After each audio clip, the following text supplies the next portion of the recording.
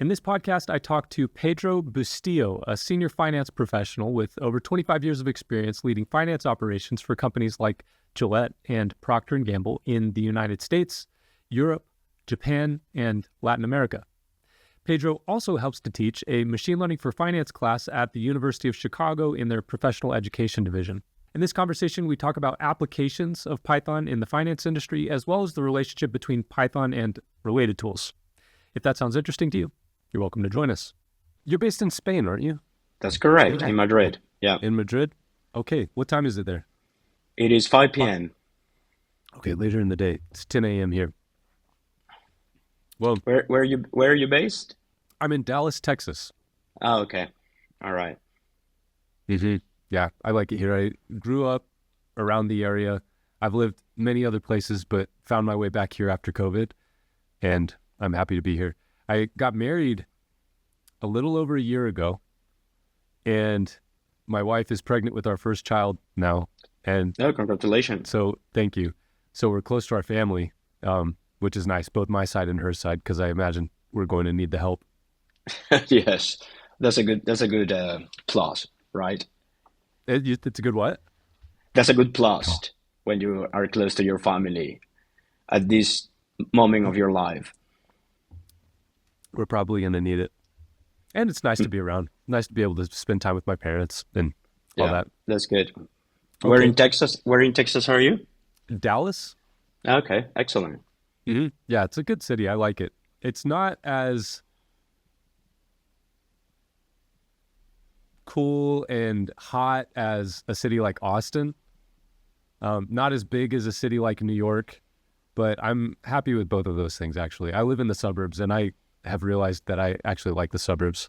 I spent a little bit of time in New York City, which was fun, but I wouldn't want to be there long term. Madrid must be large like that, right? Madrid is it's not as big as New York. It's around 5 million people, Okay. but it's a good city. It's a great city. It has a great public transportation, metro. That's Uh, nice. so it's Oh, that is very nice. Yeah, that's something we don't have in Dallas. We drive everywhere. yeah, I know that. Yeah, Well, so I know that Gil has told you about the context of our project, but I'll reiterate that if that's okay to start our correct. Go ahead. conversation. Okay. So PyFi is a company that I started back in 2018 after working as an investment banking analyst at Wells Fargo. My education is in finance, but as an analyst, I started hearing about Goldman Sachs and JP Morgan using machine learning specifically for trading, which was not my function at Wells Fargo. But I heard about them using this technology. I didn't completely understand it, but I knew that it sounded important and impressive. And I figured if I could learn how to apply that strategically, beneficially in my team, I would impress my boss and maybe get a bigger bonus and maybe get a promotion.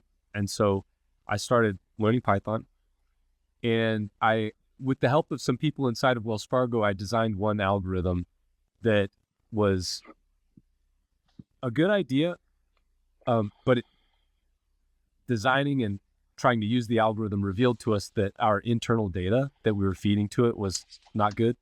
And so hmm no matter how good your model is, if you don't give it good data, you're not going to get good That's results. exactly right. That's the most important problem of any machine learning. Correct.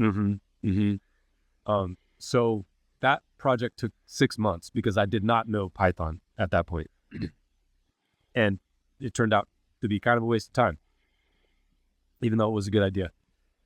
And I thought, I need a better way to do this. I need to be able to develop these more quickly to test ideas. So I learned Python myself enough to access scikit-learn machine learning algorithms and plug that into not Yeah. internal data anymore, now Bloomberg data, which I knew Yes. was high quality, and used those algorithms to perform analyses for our clients to advise them on how large their revolvers should be. That was one of the Correct. functions that my team did. We helped companies to syndicate revolving lines of credit. hmm So we did that. The analysis was about twice as good as the prior analysis that we did without machine learning. We were just using simple linear regressions.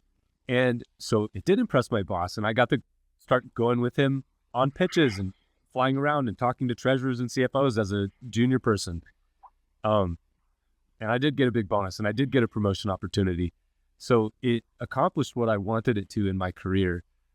I actually found my way into the office of the president of the investment bank, and I pitched him to create a position for me to create these kinds of models for different parts of the organization. And he entertained it, and he said, come back and talk to me in a year and we'll see. And he didn't end up following through on that, which I don't really blame him for in retrospect. But I was nominated for an early promotion by my boss because he really liked what I did. And then the promotion committee reviewed the nomination and said, all of your references that we talked to, they only talk about your machine learning projects. It sounds like you're more interested in this than you are in your day job. So they denied the promotion. And I said, you know what? You're right. I am. And so I left and started this company teaching people in finance how to code in Python and use machine learning. The company was named Machine Learning Edge at first, and it was good.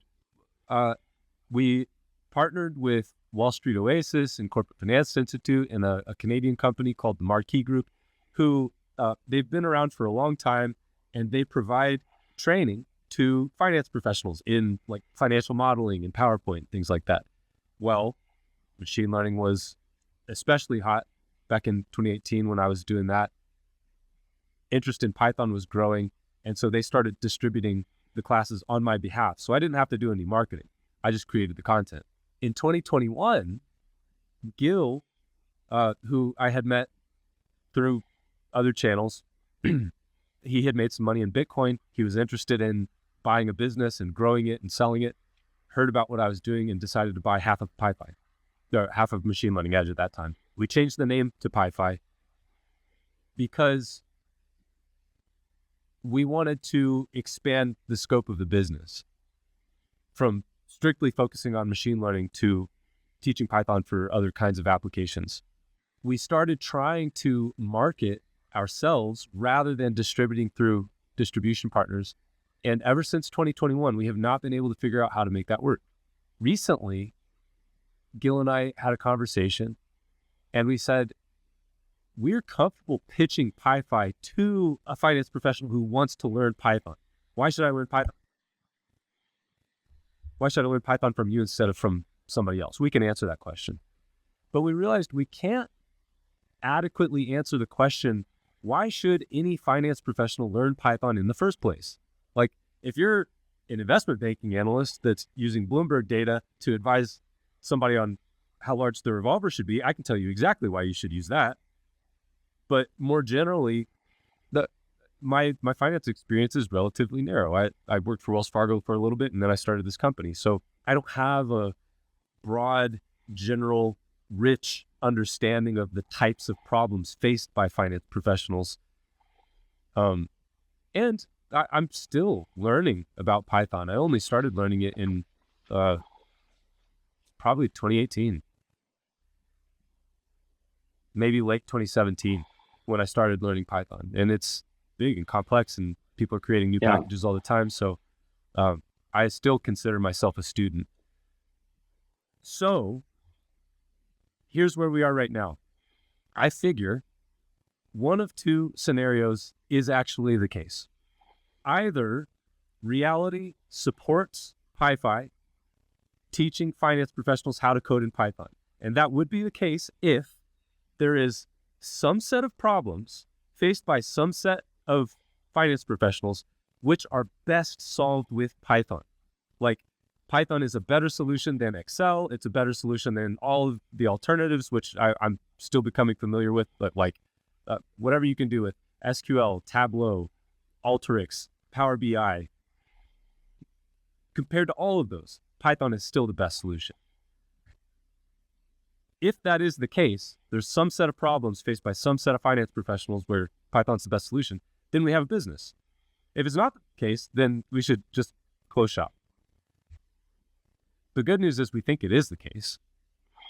we recently performed some research where we surveyed over 4,000 job postings from 46 different companies in finance categories. And we saw that about 7% of those job postings require or prefer Python as a skill. They prefer candidates to have it, or they require candidates to have it. So it's not the majority of finance jobs, but there is a significant niche.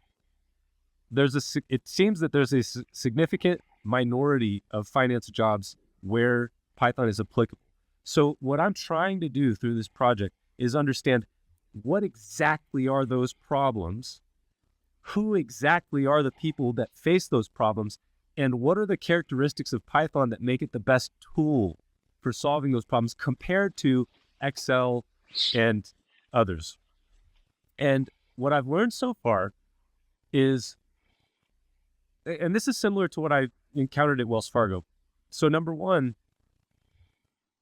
Excel does not provide all of the analytical tools that you can access through Python, such as scikit-learn's machine learning algorithms. I could not have performed that analysis in Excel. No. And it was useful for our clients. So Python provides more advanced analytical capabilities, and new ones are emerging all the time, more quickly than Excel.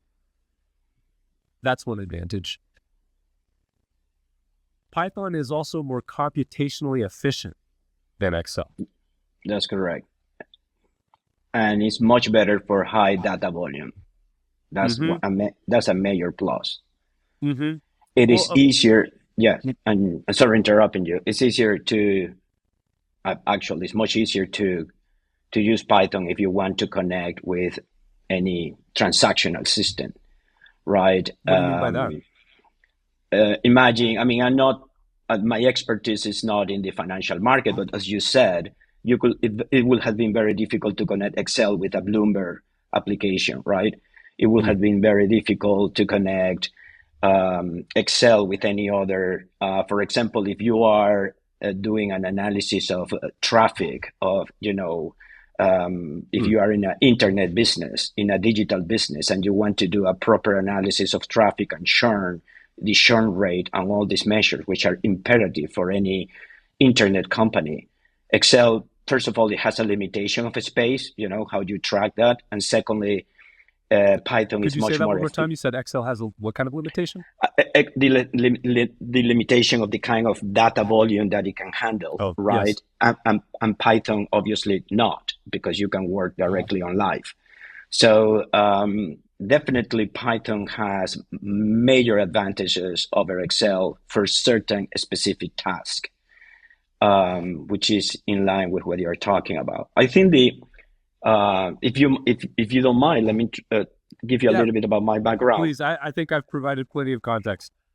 No problem. So I have worked in corporate finance pretty much all my career, right? But primarily in the consumer industry, right? In the mass consumer industry. Okay. So I work in financial planning, corporate finance. I work in different countries. My first company where I worked was at Gillette. When you say corporate finance, do you mean like financial FNAP, financial, okay. And yeah. My first company where I stayed with them, I think I had with them the best international career with Gillette, and then it was merged with Proctor Gamble a couple, pretty much around 2005 or something like that. It was independent before that? It was a public company, yes, independent before that. Then after that, I moved to Europe and I work in a couple of companies, both in manufacturing and in technology. I work for the Swift database company, the technology providers of banking payments. That's interesting. And then in Switzerland, I work for a distributor of video games in Latin America, representing Nintendo. And then I decided to become independent. When I decided to become independent, I started to feel very attracted by machine learning. So I learned machine learning by myself. What time obviously. Was this? I took about 7-8 years ago, more or less. Okay. So I started to study about machine learning by myself. Obviously, you have That's to interesting. learn That's around Python. the same time that I became interested in it also. Yeah, Yeah. yeah. So you have to learn Python because otherwise you cannot communicate with the machine learning libraries, either Python or R. You choose one of those. So Hmm. I started to do that. I became a consultant for in corporate finance, obviously, but primarily for my major clients has been startups and medium-sized companies. At some point over the last 4 years, I was contacted by the University of Chicago, and I now an instructional assistant for machine learning for Hmm. one of their digital programs, e-programs in machine learning for finance. So it has been a very good, interesting, and balance of experience. It's a so and because of the different kind of companies, I have worked for the traditional SAP 500 companies, very big, very structured, right? And then I moved and I started to work with startups, entrepreneurs. So it has been a fantastic experience. Broad And spectrum. yeah, and when I had this conversation with Jill a couple of weeks ago, I started to think that's what I sent you guys this kind of a summary a couple of hours ago. I started to think, okay, what are the dimensions in where uh, Python versus a more structured package is preferred? And I will say Structured that package being something like Tableau. uh, yeah, something like Tableau, or if you want to go to like if you are one of these major corporations, they normally use SAP or you use Hyperion, Oracle, etc. for to manage data. But there are other reasons why they use that, right? So, but the words that I come to only my know those from afar. Like I know I'm aware of the names, but I've never used any of them. yeah, well, SAP and Oracle Hyperion, the reason why they are the main package, if you will, or applications demanded by this big business is because they offer an integrated structure data analysis, right? So everything is connected with their accounting system Oh, and it follows accounting rules, etc. So for these big corporations, right, it's extremely important, right, to have everything in one environment, right? okay. It's efficient. They have the economies of scale to handle that because these are very expensive applications, right? They require, most of the time, they require, if you want to install one of these applications across the board in your organization, it's a major project. It's not something that you do overnight, right? Because you need to standardize system, you need to standardize protocol, you need to, if you are a multinational company with operations around the world, you need to be sure that, imagine that all of them are reporting information in US gaps. You need to be sure that everybody's harmonized, standardized, so you can Hmm. consolidate bottom Well, up. so the integration causes the cost. Absolutely. The integration, the multiple dimensions of the application can become the reference point for the whole company. It's very expensive. And you Hmm. need to pay. And imagine you need to pay license. So you need to pay license per user. So if you are a 10,000 employee company, you have a lot of license to pay. Mm. Another benefit of these major applications is that obviously they have an integrated interface. So the user, consider the user, anybody working in finance, right, really doesn't have to be an expert in programming, right? Because you go, it's like a cube. You go and you select what dimension or what kind of data slice you want. Hmm.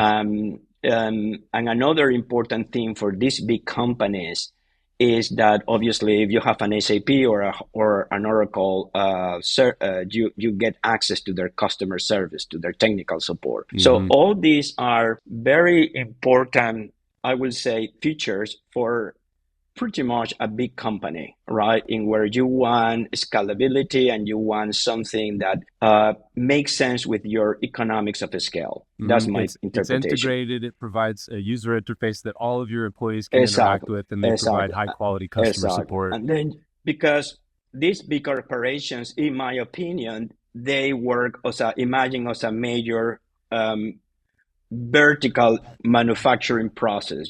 Everything is, the whole data process is a process in itself. In today's world, when you have to comply with Sarbanes-Oxley and all this law, you need to be sure that every single market, every single accounting entity, every single branch and subsidiary is in compliance with whatever your new regulations are, whether they are in US or in Europe, wherever. So the simple fact that with this application, you can have one mandate from the top defining how to report all this information is obviously very beneficial, right? So, but then when I moved to the startup business, it's a completely different world. Yes. And the reason why it's a completely different world, because they don't have, first of all, their most important priority is not to create economies of scale in finance. Most of them don't have a major financial department. The resources they have is to production, and sell. They don't have too much cash flow. No, I don't know any startup company that will spend $200, $300, $1 million in an SAP or an Oracle installation. They don't have it. It's a mark of maturity. By the time you're doing something like that, you're moving from the startup phase absolutely into something else. But what I came to meet I will say, is that most of these, at least the ones I work with, I don't know whether I was lucky or not, but most of these startups there is a dimensionality of what I call generational. The owners are of a younger generation. The reason why they decided to create a startup is because first they are entrepreneurs, and because they have to do it, they have to have the freedom, if you will, of doing what they want. Right? You come from a big company. To that. Yeah, I asked, exactly. Everybody. I had an idea. I saw there's an opportunity to create value. I did it for my boss. My boss at Wells Fargo was unusually liberal in allowing me to do the projects that I did. Which is not common to find that. No, but well suited for me. And then when I took the proposition to the president, he was nice to me, but he didn't ultimately take me up on it. I had to leave in order to do this work. Yeah, and that's what you're talking about. So most of these entrepreneurs are doers, right? This is a generation who knows a lot about programming, about whatever, digital application. They are more absorbers of all these applications they can grasp to and to put together to manage the business, right? Okay. And I think they are, based on the initial conversation I had with Jill and how, I had been thinking about this, they are maybe one of your most important targets, right? Those startups. Startups. And the reason is, as I said, because, all the startups, or at least the majority of them, they are focused on what they should, which is to sell, to be sure that the product is ready, to be sure that the service is ready. They are not going to be too much focused on okay, I want to be able to report my financial numbers every month on time. I mean, they have to do it, but that's not their priority. Maybe when they become a public company, they will have to follow a lot of fiduciary report. But so far, they don't have to do that. They have to survive as a startup. They need to find the cash, and they need to be sure that the way they manage their business is rational. But because the generation they belong to, they are more open for all kinds of tools, tailored tools, which are cost-effective, very cost-effective. I mean, Python is free. You don't need to pay anything to use Python, right? Which is a unique characteristic that makes it well-suited for certain problems. For me, it's one of the most important ROI when you compare versus any other application out there, any other more structured application out there. But obviously, it has, like any other thing in life, it has downsides, which is the first thing, the person must know Python. So the person must learn Python. And there's a cost to that. And there is a cost of that, and not everybody is willing to cross that line. Not all entrepreneurs, etc., are willing to cross the line. And another important thing why big companies sometimes, I would say most of the times, are reluctant, as you're experiencing your big company, and most of the big companies are the same, is They don't like independent IT solutions because they are always scared about if this guy leaves the company, who is going to take care of this solution, Mm-hmm. right? And they don't like that. And I understand that. It's not when you're responsible for 10,000 people, it's not the same when you're responsible for four, Yes. right? So I understand that. This guy in Singapore or in Texas is an expert in this. Tomorrow he decided to leave. Who is going to take care of this? So they are very reluctant to make any solution that, even if the smartest one, they are very reluctant to make that the solution because they need before even more important. Obviously, it is important that the solution works, but it's equally important how do we integrate this solution into our repository of information. Who is going to maintain this solution? If this solution doesn't run tomorrow, I cannot have a guy who might tomorrow may be sick, right? And they don't want to do that, and I understand that. But Well, and that is a consequence. You wouldn't encounter that problem if you're using Excel. If you built a solution in Excel, the skill of Excel is generally distributed well enough throughout the finance function that no organization is going to be concerned about that problem, as long as you're not using macros that maybe other people wouldn't be familiar with, or advanced functions like that. Correct. Absolutely correct. And that's the reason why 90% of the users in Excel, they never use VBA.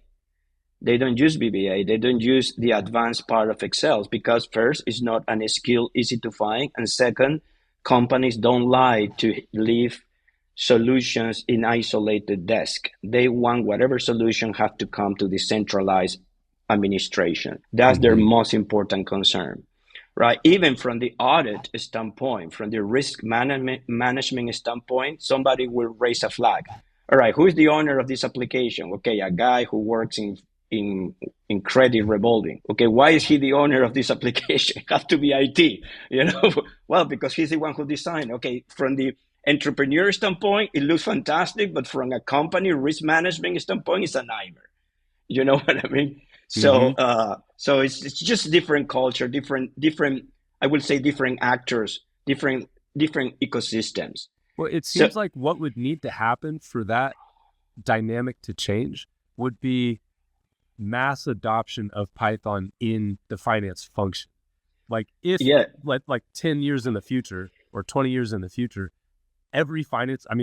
almost all finance professionals know Python, then it wouldn't be a problem to independently develop a solution, just like it's no problem to independently develop a model in Excel. That's correct. Because it's auditable by anybody. That's a very good point. But in the research I did that I shared with you today, there is something I really like it a lot. We should not try to sell Python we should try to sell Python as a complement, as an addition, right, to all these applications, not a replacement, right? Because, well, the big companies are not going to replace it unless something major. Let's say if tomorrow SAP or Oracle comes with Python integrated, that's another story. But Bloomberg is integrating it now. Excel is integrating it now, which I guess supports your point.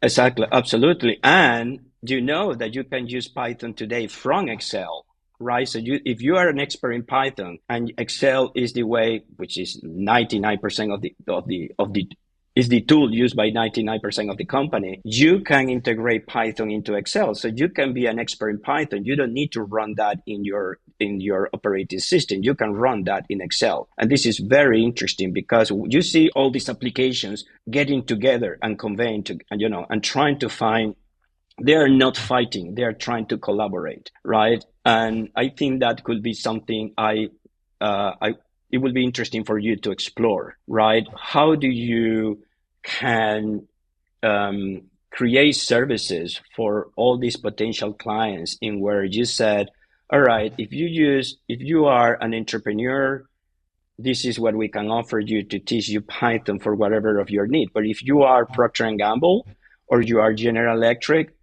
we can offer you this very easy solution for you to integrate Python into your Excel. And baby steps. Baby step. And you can, if you have integrated Python with your Excel, you can interface Python with Hyperion planning, and you can interface Python with SAP. So if you can do this, you can have at the click of a button your Excel, which is the way how you are going to keep sharing data, but you can have this extraordinary tool for planning, for budgeting, for customer service, for value chain distribution, which is Python, right? And so maybe the Python, advantage of using that, like the complement, is that it allows you to perform more sophisticated analysis or exactly because of the reason you did processing it. larger amounts of data. Yes, exactly because of the reason you did it. You if you want to use machine learning, you have to use Python. It's the language to connect with the machine learning libraries, right? If you want to process incredible amount of data, you have to use Python. There were a couple of interesting examples when I was researching, and there one of the example was, okay, imagine that you are a company that use Tableau, right? Okay. Of your data how do you call it, data presentation or data graphic analysis, but you can use Python in the middle to clean the data, to the data that you take from your RP system. You can use Python to clean your data, right? And from there you can upload the data to Tableau. So I will say that rather than, obviously it depends on the business, but in general terms, rather than trying to say Python or nothing, I think the idea will be Python is an extraordinary addition to your management team, to your analyst capabilities. The reason why, for example, in hedge funds and venture capitalists, they has been more open to use Python is because, when they hire all these quantitative and quantum analysis, quantum finance, whatever the name they use, all these guys who come with a very high level of mathematics to run their portfolio analysis, by definition, they use Python, or they use whatever software, something similar. But they come from that. If you're a mathematician, if you are one of these guys working for one of these major hedge funds, right? Your main objective is to run your model and to have your model ready. They are not going to tell you, if you cannot do it in Excel, don't do it. That I find that because very they're unlikely. Looking for an edge. They're looking for an edge. They're looking for fast, mathematical, reliable instrument, and most probably they are all connected with a Bloomberg platform. So they are not going to use Excel. I mean, maybe to send a snapshot to somebody, but they are not going to do that for the backbone of their analysis. But that's an industry that evolved on its own 20-something years ago. But the other financial operations out there, I think I will try to create a value proposition for them in where the message is how you can enhance your financial capabilities, projections, without being disruptive with all the environment that you have. And also do that in a way that is maintainable because it's relatively simple. Exactly. And because we'll provide you with some training that you can consistently deliver to your employees so that someone who's not familiar with Python can understand how to maintain this tool in a short amount of time reliably. Yeah. And they could have, when they start to internalize that and talk about big companies or mid-sized companies, they can say, okay, I think we have a very good ROI to have a Python analyst doing support for all this operation, right? Maybe it doesn't mean that now. It doesn't mean that the financial analyst, him or herself, should not learn Python. Obviously, that person should learn Python. But if we want to have some kind of a backup plan, in case of this guy decide to leave the company, we can have a financial analyst in Python working us with process improvement, and making the applications that we already have much more productive. Well, basically the role that I wanted Wells Fargo to make for me. Exactly. And if you're talking about to startups, well, the communication is less confrontational because they have no tools. So they have no tools. So if you can help them to create something a language, right? That can be useful for, and they can start exploring so many solutions they can create, right, by themselves, which is maybe one of the most important priority of any startups, because as I said, they don't have enough financial resources to spend in things which are not business related. And that will be a very good plus. I like all of that. Do you have any idea how Python might be used more specifically at a large organization? You mentioned projections. I wonder if you have any thoughts about that. Yes, I mean you can in a large organization there are things that, although you can do it with Python, I don't think an organization will like that. For example, financial data consolidation, from all these intercompanies, all these branches around the world. That's something that, as I said, an application like Hyperion, SAP, that's what they offer, right? Mm-hmm. And big companies like that. They want to have everything under control for the Mm-hmm. reason that we already talked. Yeah. But then the other question is, what do you do with this data, right? Mm-hmm. For example, how do you create tools, right, for the value chain guys to be more optimal?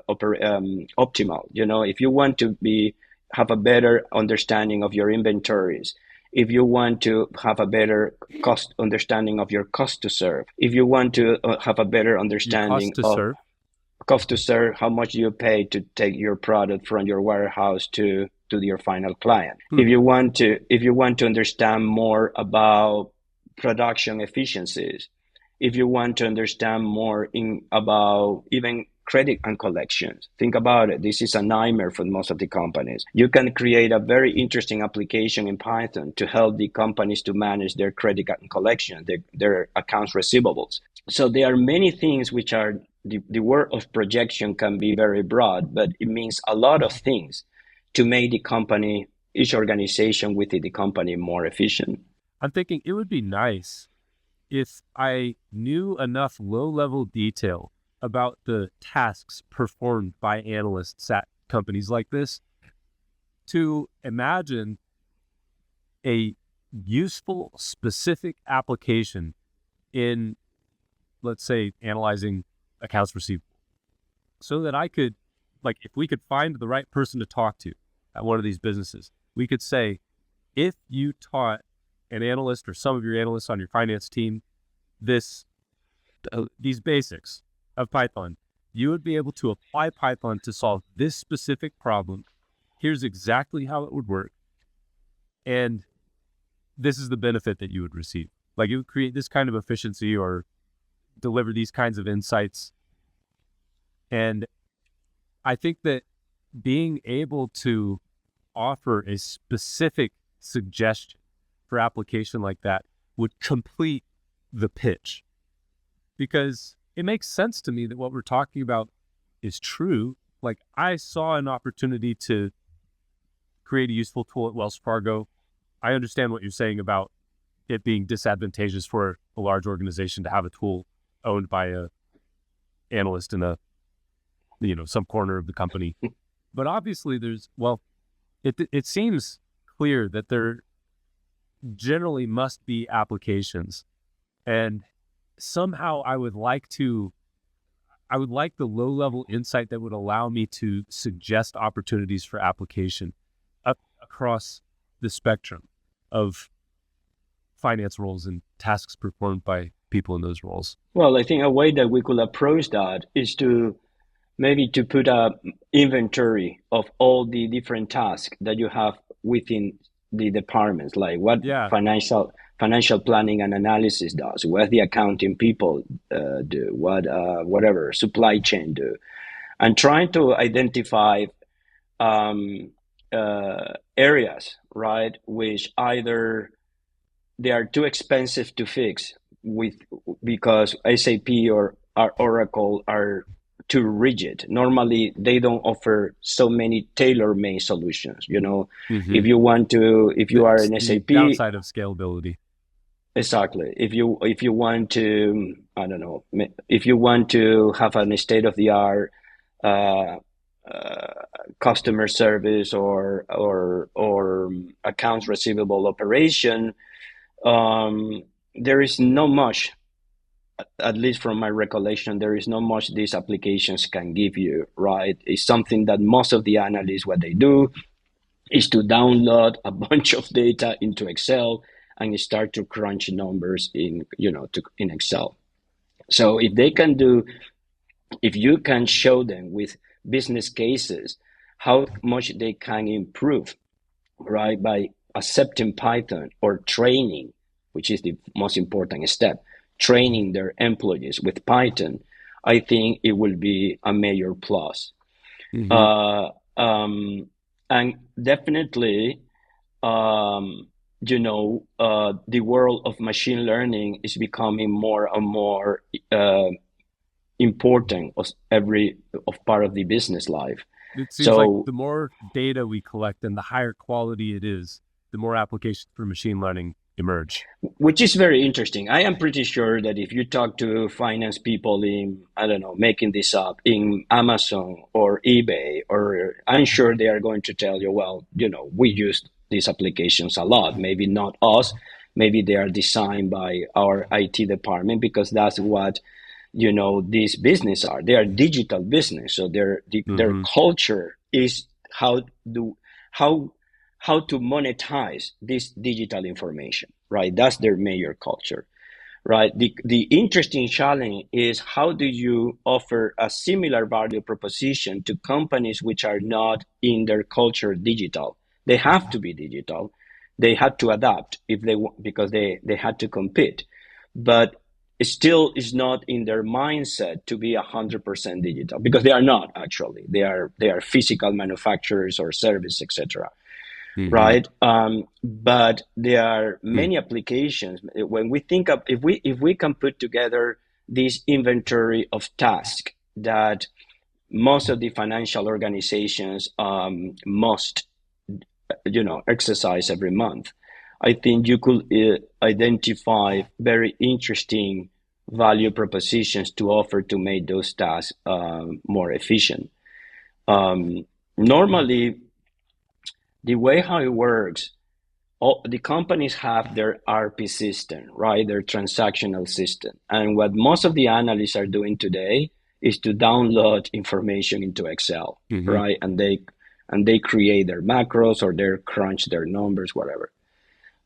So if the idea is, the plus is to show them that Python can do that in a much more efficient way. And interesting, they don't have to stop using Excel, because they can use Python through Excel. So that you will not have to go through the inconvenience of, okay, stop using Excel. They are saying, no, we need a new development environment. We have to talk to IT about giving us permission to push the software to our computers. When I want to send this graph to my CEO, he or she are not going to learn Python. So Excel is not going to go away, at least not in our foreseeable future. Okay, but they can use Python integrated in Excel, and they can have access to machine learning through Python integrated in Excel, and that's a major. I haven't tried that yet. I have not done it. I tried a couple of, because I was exploring, and it's very cool. It's very cool. I sent you a couple of. How you can set up your Excel. It's very cool the way how it works. Basically, you are in Excel, and it's like an Excel add-on, and allows you to communicate with machine learning libraries, with either pandas or NumPy. Is very interesting, very, very interesting.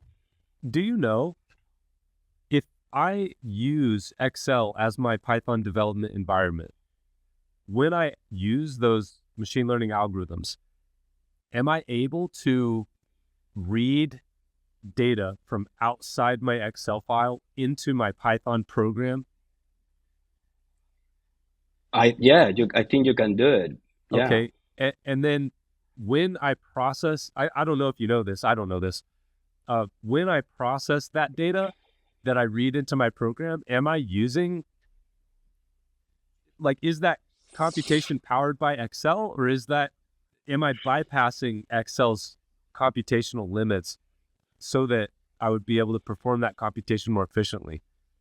Like, I think what it does is, for example, the co- the reason is because since you can connect with the machine learning libraries, right? And you can connect, let's say, and you can read a CSV file, right? Or anything very large. The computation, that's a good question. I don't think the computation is done in Excel. The computation is done in the same way you do it when you use a machine learning library. The just using difference is your that, maybe your local machine, or depending on how yeah, your system's or set up out here. the same when you are using a Jupyter file, right? That you make all your computation in the Anaconda cloud or whatever application you use, right?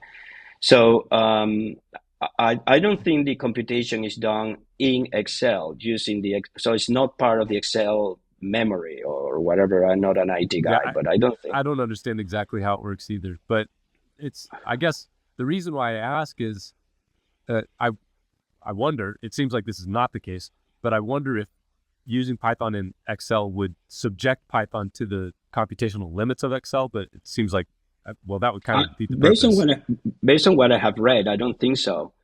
I think Okay. that you're using. I don't think so. That's a good question. I can further explore on that, but I don't think Mm-hmm. so. Yeah. I don't think it's limited by the Excel computational capability. It will not make any sense if that were the case. Right. Right.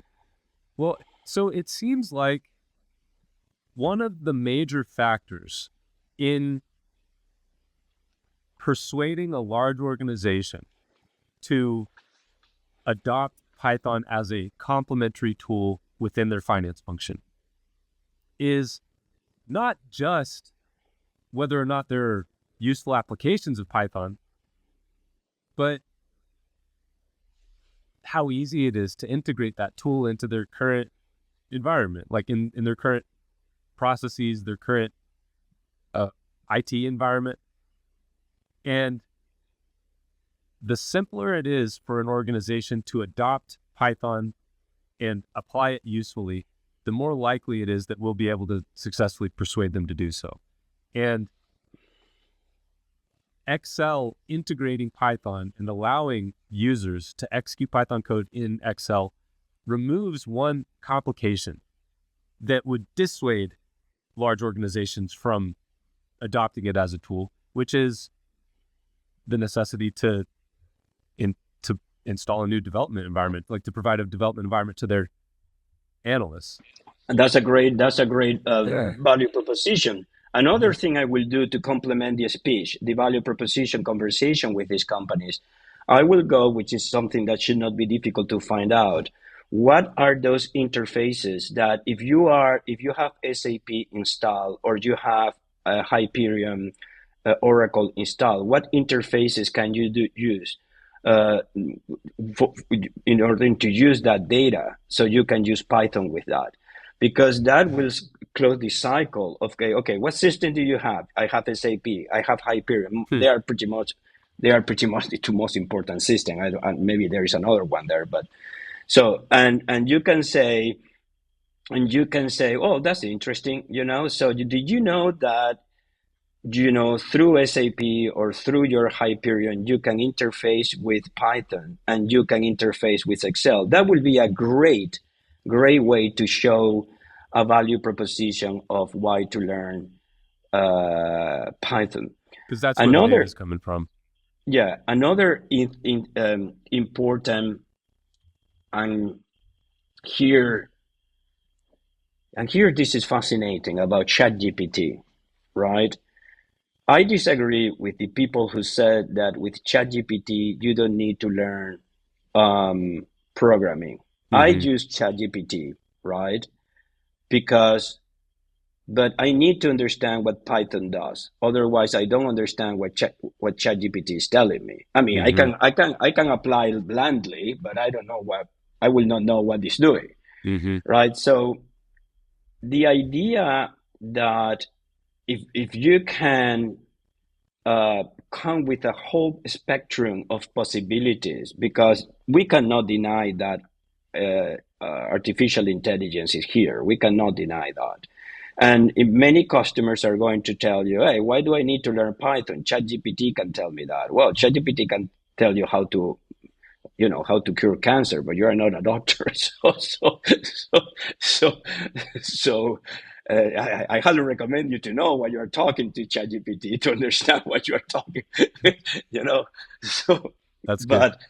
but so because we are living in this world in where people with no technical knowledge, they hear with ChatGPT you don't need to learn anything, right? You just ask and you said, no, it doesn't work like that. Maybe in 15 years from now, but no, now it doesn't work like that. You need to understand what you are asking, because otherwise you don't understand what you are getting in return, right? So learning Python is not to memorize how to code, right? Learning Python is to learn that you have a powerful tool that is a language, right? It's like you're saying, I don't need to learn mathematics because ChatGPT will tell me the answer.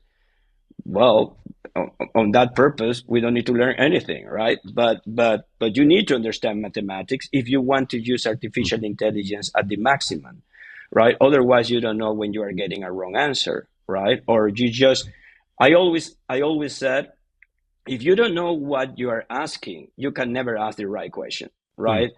If when a person has no clue what she's talking or he's talking about, because the question doesn't make any sense, right? And ChatGPT is not going to tell you are wrong. This is the wrong question. It's going to answer you whatever, garbage in, garbage out, right? So I think if you start to map, first of all these RP systems, that should not be difficult to find out.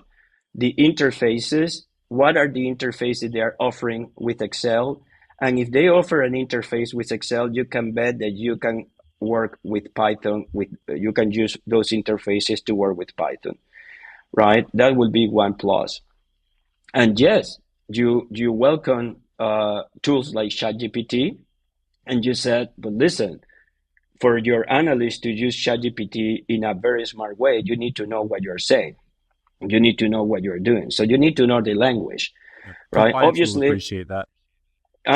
Yes, Compliance will appreciate it. Yeah. Compliance will appreciate that. You don't want an external auditor and the analyst say, I don't know, I got this from I just asked ChatGPT. All right, great. Let's pray but for then the auditor doesn't know how to do their job anyway, so they just ask ChatGPT if it's right. Yeah, but as I said, I think the way that the institutions are teaching programming is not anymore about remember every single character, a colon, an indexation. Of course, you need to know that, but that is something that will be less and more available. You need to understand the logic of the language, what the language is telling you, how to use the language to have your data ready and to use whatever you want to use, machine learning or whatever. But could you tell me more about that? Because you said, are you still assisting with the Chicago program? Yes, instruction, yeah. And how long have you been doing that? 3-4 years, more or less. 3 or 4 years? 3 years, yeah, 3 years.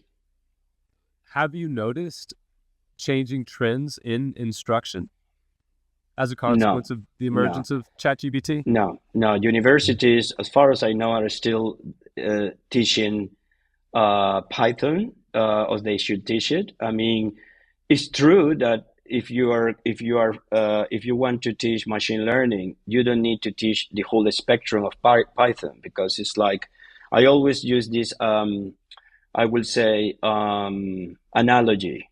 I said, we need to teach you the language that you need to use to communicate with the machine learning libraries, right? Otherwise, there's no way, right?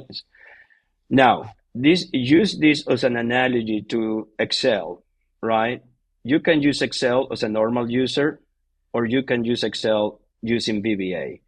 You don't need to learn VBAs to use Excel.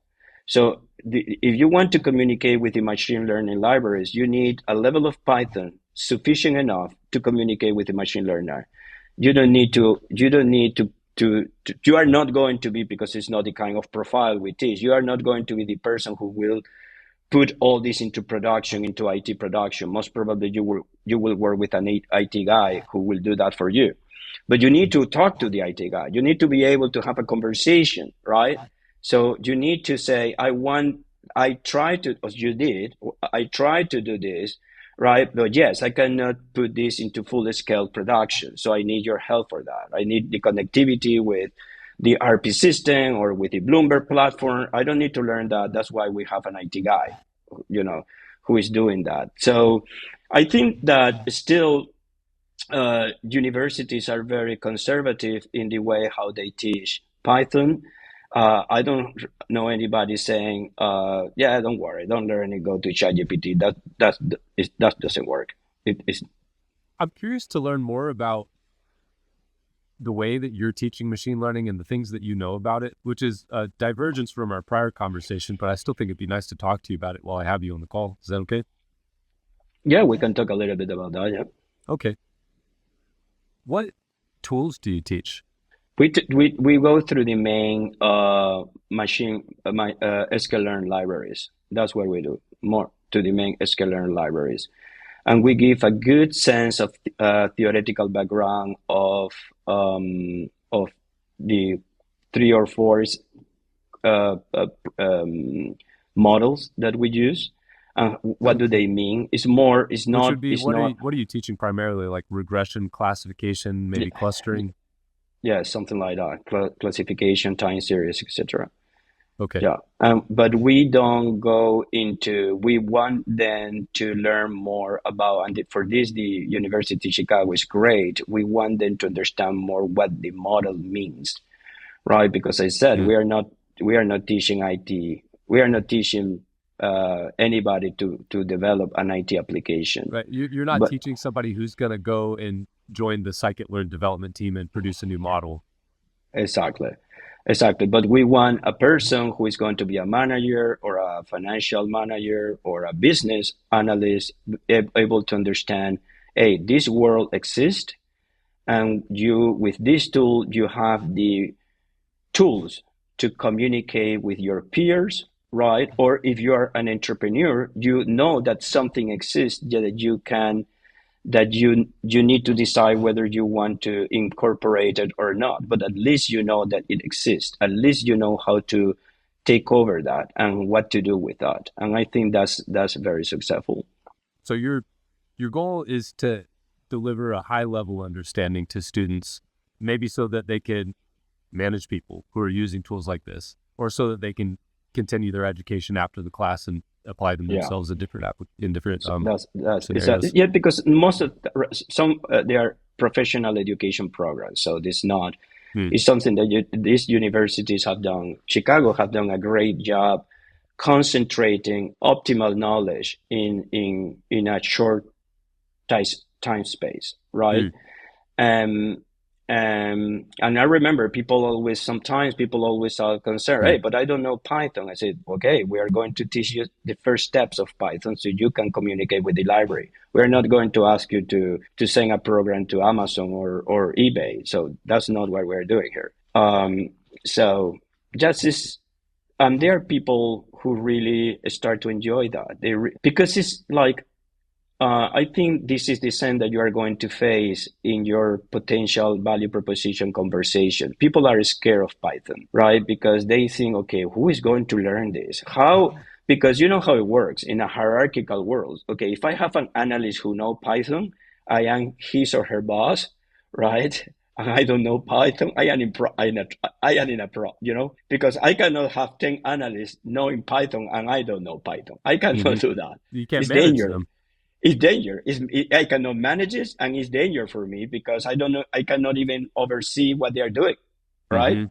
So it is a cultural change, a cultural shift in the organization, but or companies must evolve, and I think that all these e-learning programs from universities, plus more specific goals like the one you are trying to pursue, which is to sell the concept of Python to a corporation, I think is important. Nobody knows exactly what's going to happen in a decade. Things are changing quickly. Yeah. But I wouldn't be surprised if Python is more widely adopted in the future in finance functions than it is today. And if that does happen, then pitches like this would be easier. I think that's all I have for you on at least for the conversation that we've been having so far. You mentioned creating an inventory of tasks accomplished by finance professionals in different kinds of roles. Is that something that you'd like to do now on this call, or is that something that you'd like to take care of later? Well, I And also, is prefer that something you'd like to work on independently or collaboratively? well, definitely I need to go through all the tasks and put something in written so we can have a more productive Mm-hmm. conversation. I mean, I know some of them by because I work with them, but if you want, what I think what we should do, I recommend you is to have this inventory of tasks and trying to understand, as I said, the whole mapping process. This is what uh, let's say the people with FP&A do, and this is what they always are looking for, either from SAP or Oracle, and this is what they do most of the time in Excel. What are the gaps which are still not filling? What are their challenge? Either because SAP and Oracle maybe are not flexible enough for what they need, right? Because they're expenses as well. I mean, I remember one of the main um, uh, budget constraints of any big companies is to when they tell their analysts, listen, we cannot call the help desk of Oracle and SAP every time somebody wants a tailor-made solution, because it will be extremely expensive, right? And these companies do not work like that. They will come with a budget proposition. They will charge you $200,000, $300,000 for every single add-on. That's the way that world is. So the whole thing sometimes is more about risk management than flexibility, right? What do you mean? So in this sense, if you are working with a budget constraint, if you are an IT guy and if you are an IT department or an FP&A department, right? You and because okay, that you have a help desk contract with Hyperion or SAP, assuming, right? And there are certain things they can offer you. Sometimes they have additional add-on models, right? They can sell to you separately, etc. But we know that in the world of these companies, that's not something that flows very easily, because there is a hierarchy of approval. You are not going to you are the guy responsible for the Mm. FP&A department. You are not going to say, okay, let me spend $200,000 to have this add-on into my for my analysts. It doesn't work that way. It's not. Organizations are not so flexible for obviously reasons, because what you have is not just one finance analyst. Maybe you have 1,000 finance analysts. So you have to be very, very. Your mindset. Your is about budget control, cost optimization, etc. There And is you're thinking always in systems, not in individual cases. exactly. You're thinking about what is the trade-off between flexibility and cost, right? And that's always a priority of any CFO, Mm. And so any you're any saying Python could provide additional flexibility for a relatively for low cost, even yeah, if pretty what much. you're accomplishing with Python could also be accomplished with an add-on from your ERP company. Like maybe there's some overlap in the function, but it would be less expensive for you to just train. Maybe it would be less expensive for you to consistently train your analysts year after year to develop and maintain your own tool than it would be to consistently pay Hyperion or SAP year after year for their extra service. And then maybe Yeah. also Python would provide some functionality that you wouldn't get from a add-on from your ERP company. And it seems to me like one advantage of Python is its general flexibility, or maybe Absolutely. a better way of saying it is general applicability. like you can solve many different problems with Python. And some of those problems can also be solved by other tools. For example, I could automate something with Python that I could also automate with VBA. But I can also automatically send emails with Python. I can't do that with VBA. And I can also access machine learning algorithms with Python. I can't do that with VBA. Exactly right. And so maybe somebody could ask, why should I learn Python when VBA is native to Excel and it accomplishes the automation tasks that I want it to? I could say, maybe that's enough. Like if that's all you're going to do is perform these automation tasks and VBA can do it, maybe that's fine. But is it possible that at some point you might want to automate something else that VBA can't touch because it's housed inside of Excel? And is it possible that you might want to, at some point, perform some of these advanced analyses, like maybe in this job or maybe in another one where you have more rich data? Is it possible that in the future you could face a problem that is solved well by a package that's developed in 5 years that doesn't exist today, that maybe Microsoft wouldn't produce, but you can access open source through Python? So it seems like that's, well, if you're gonna learn one thing, if you're gonna learn VBA or learn Python, as a professional concerned with your career over the long term, it seems like learning Python might deliver a better return.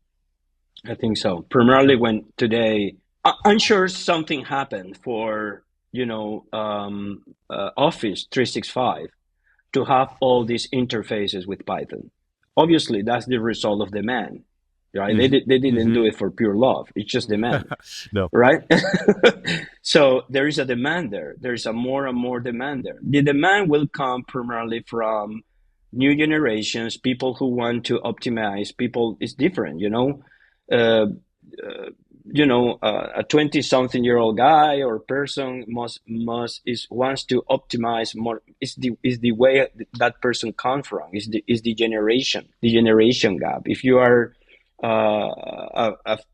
a person who has been working in one of these big corporations of many colleagues you are more used to, let me live with the resources and with the solution we can find on a corporate level, right? Even if it takes 6 months, 7 months for the solution to arrive, right? And so people are okay with that. Other people say, no, if I come with Python, I can create this great solution. And then the company can have a very simple internal process to make those solutions, comply with the internal processes or with the regulatory process. That should not be an impediment on its own. It's just about changing a little bit the culture. Yes, which seems like it might happen over time because of larger forces than our marketing pitches. And another thing is, I don't know how you are planning or if you already have designed the way you sell Python into corporations, but if you could come with certain simple solutions, right, that to show how easy it is to create those solutions, like demos. Demos, that will be a major plus. Yeah. Right? Yeah. I have been talking, so we've been running some live classes lately because I am in the middle of developing a new introduction to Python that's more thorough than the classes that I've made before. So we've been running, delivering about half of the class. It's about halfway done. We've done that a few times, and we have been offering it to FP&A professionals, which is a role. I had an FP&A internship when I was in college, but that's the extent of my experience there. And we've had people say, I have to develop this report every month. I'm downloading data from a database. I have to delete this column and that column and perform a couple of basic. You have to use VLOOKUP in Excel. Yep, exactly. Pivot table, yeah. And then produce this report and then send it to 3 different stakeholders. And it would be nice if I could automate that. That seems like a common task. Like generally, that kind of thing seems like something that FP&A professionals do all the time, which could be easily automatable with Python. And so you could take a solution, or you could develop a solution in Python like that, which most people will appreciate. Like it'll demonstrate, oh, wow, this can do that in an instant.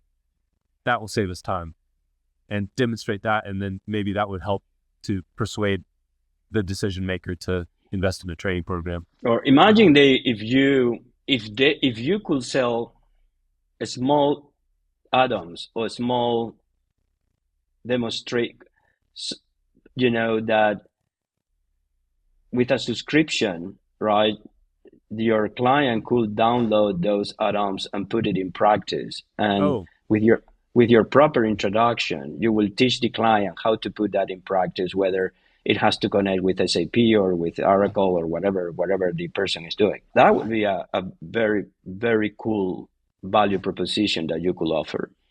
meaning, would it be possible to develop an Excel added that?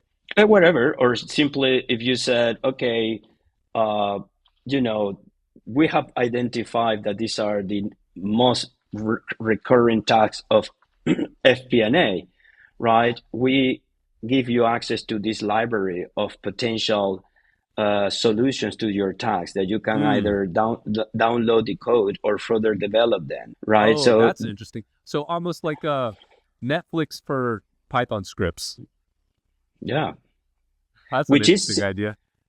similar to what is this organization, non-profit organization, that they offer.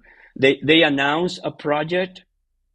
They announce a project, and if you want, you can upload your coding. You can upload your program, and the person who is the person who has started the project, if they like your solution, they can offer you a prize, sometime for a big money. Hmm. What are the Oh, name of this guy? um, Doesn't come to my mind now.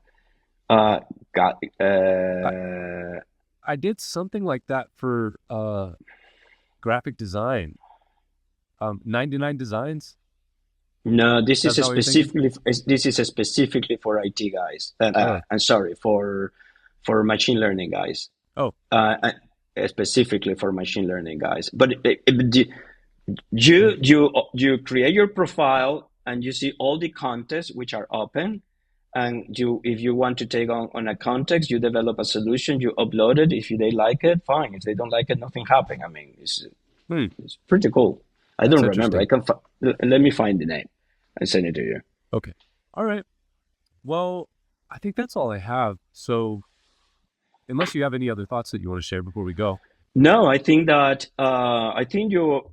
I really like how you are approaching, and I say if you're okay, we can come with the, as I say, inventory of tasks and trying to map those tasks to see if we can find out the best of possible about what an SAP solution or an Oracle Hyperion solution offered, right? And what are the interfaces in today's world? And where can you say, okay, Python can be a great tool to optimize all this. Yeah. Questions typical to answer. Why should I learn Python versus what you said versus VBA, right? Do I have to stop using Excel? No, no anymore.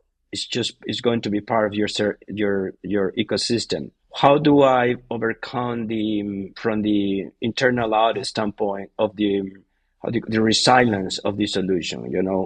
I don't want a solution being forgotten in the computer of a guy who just left a month ago. Mm-hmm. How do I do that? Well, those are things that in brainstorm can be perfectly resolved. That is for the big companies. And then I think you have a very good potential market for startups and entrepreneurs, Yeah. Maybe with right? fewer That obstacles. few obstacles, they basically have nothing, right? And few obstacles, and you can tell them, you know, uh, we can help you to build up your data management capability with Python, and you don't need to pay $20,000-$30,000 in an application, right? Or whatever the solution. For example, Tableau, right? Tableau. If you want to use Tableau, you need to learn how to program in Tableau. It's not something that Tableau is going to tell you, hey, give me the data and I will do everything for Oh, I you. didn't. I've never used Tableau, which I need to become more familiar I with it. But you're I saying think it's not you usable think out of the box. somebody needs to create all the data behind the scenes. Somebody needs to take the data from, for example, what many companies are doing now, they are taking, they are using Tableau, and they are exporting data either from Amazon or Shopify to Tableau. I'm talking about e-companies, right? Right. So if you are selling products in Shopify, right, you are uploading. Shopify allows you to. There are applications that works as an interface between Shopify and Tableau. So Okay. you have all your volumes and your pricing and everything, but it doesn't come out. It's not like I click a button. You need to create a Tableau behind the scene, a structure to do that. So that's another opportunity that you can work with. Meaning That all, if all that task that has to be done for going from Shopify to Tableau, if you are if you know Python can do it in the same way, right? Okay. And the good thing about that is that you are learning Python not just to do that, but to do, maybe you can use the same data for your projection, for your customer churn, for your market share analysis. So you really can see the possibilities, right? Okay, so that a company that is selling consumer products online through Amazon or Shopify might be a good candidate. That might be a good prospect as a they might be interested in learning Python because they need to connect their source of data to whatever tool they're using to analyze and visualize it, like Tableau. And is this an example of the kind of startup that you think would be good to target? Yeah, there are most of the you have startups which are either doing that if they are in the physical product business, they are selling consumer products, whatever product. But then you have startups, which are working. They are creating their applications, their internet application or the e-applications, and they need to find a way to analyze their data. How they analyze their data. For example, I work with a client a couple of years ago, very smart group of people, but they are all engineers, and they created this streaming company. And the way how they track the whole, because you need to follow certain accounting revenues when you do deferred revenue. So in the way they track all their traffic, the monetization of their traffic, because they have different contracts. Like if you subscribe for a month, for 6 months, right? They use a Python. They created an in-house Python application, right? I mean, these are not the normal average people. They are very high-level engineers, but they definitely use a Python applications to manage that. And it was extremely helpful for them because it would have been impossible to do that in Excel. Because they were selling a high volume of subscriptions that produced deferred revenue. Yeah, not just that, because they all these new messages, all these new subscriptions, right, on a monthly basis. At some point, you cannot download that into Excel and do it. Excel will not be it could not operate such amount of volume. So they used to connect their Python with their system, with their messaging system, and they used to run this model that the guys developed themselves. It was very interesting what they did, and they run the business like that. Again, it was a company of 3 very smart people. So, cool. Well, this has been an interesting conversation and helpful. So thank you for your time. My pleasure. That's all for today. If you enjoyed this conversation with Pedro, please give this video a like. And if you want to see more, subscribe to our channel, and I'll see you in the next one.